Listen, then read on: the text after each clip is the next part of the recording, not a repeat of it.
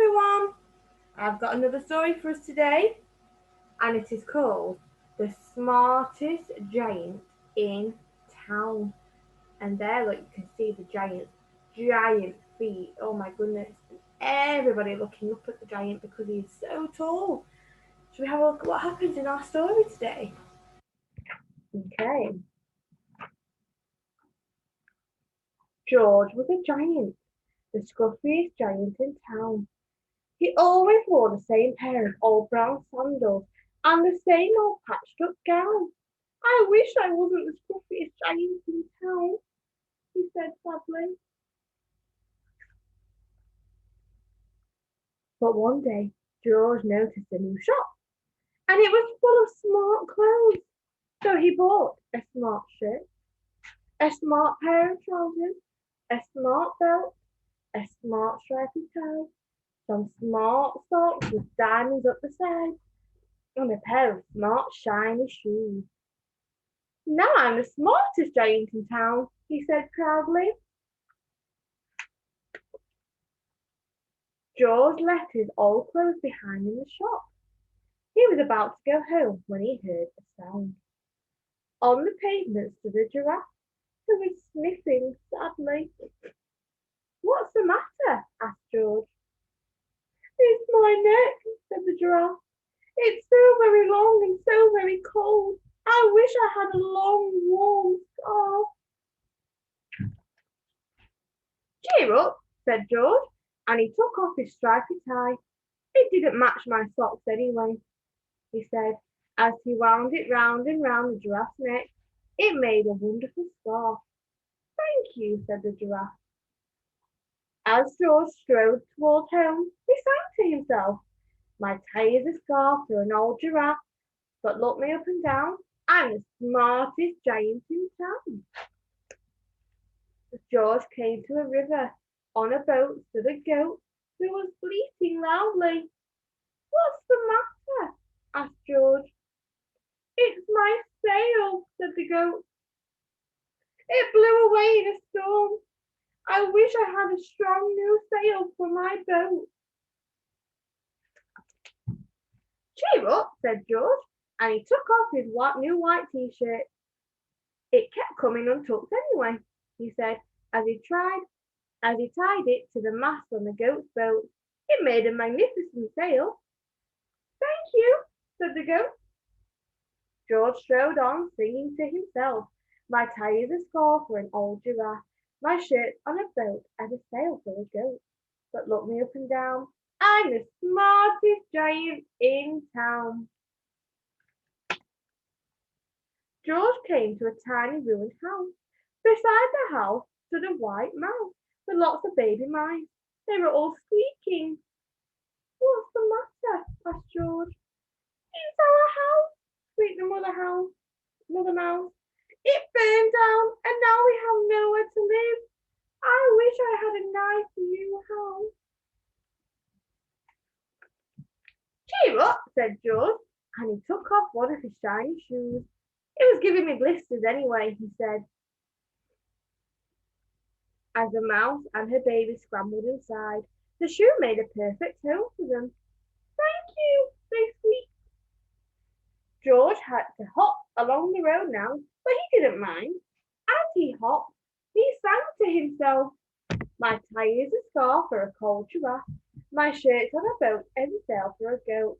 My shoe is a house for a little white mouse. But look me up and down, I'm the smartest giant in town. George came to a campsite. Beside a tent stood a fox who was crying. What's the matter? Asked George. It's my sleeping bag, said the fox. I dropped it in a puddle. I wish I had a warm, dry sleeping bag. Oh dear. Cheer up, said George, and he took off his socks with diamonds up the sides. It was tickling my toes anyway, he said, as the fox snuggled into it. It made a very fine sleeping bag.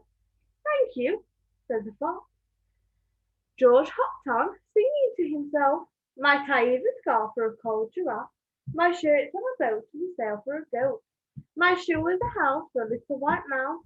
One of my socks is a bed for a fox. But look me up and down, I am the smartest giant in town.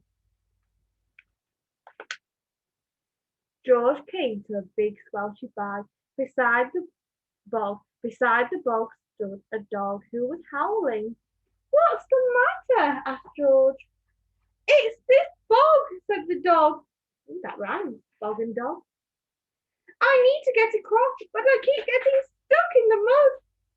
I wish there was a safe, dry path. Cheer up, said George, and he took off his smart new belt. It was squashing my tummy anyway, he said, as he laid it down over the bog. It made an excellent path. Thank you, said the dog. The wind started to blow, but George didn't mind. He hopped on, singing to himself. My tie is a scarf for a cold giraffe. See if you can join in and remember. My shirt is on a boat as a sail for a goat. My shoe was a house for a little white mouse. One of my socks is a bed for a fox. My belt helped a dog who was crossing a bog. But my trousers are falling down. I'm the coldest giant in town. Oh, suddenly George felt sad and shivery and not all smart. He stood on one foot and thought, I'll have to go back to the shop and buy some more clothes, he decided. He turned around and hopped all the way back to the shop. But when he got there, it was closed. Oh no, cried George. He sank down onto the doorstep and a tear ran down his nose. He felt sad at all the animals he had met on his way home. Then, out of the corner of his eye, he saw a bag with something familiar poking out of the top. George took a look closer and, with a closer look, my gown, he yelled, my dear old gown and sandals. George put them on. They felt wonderfully comfortable. I'm the coziest giant in town, he cried, and he danced back home along the road. Outside the front door stood all animals he had helped.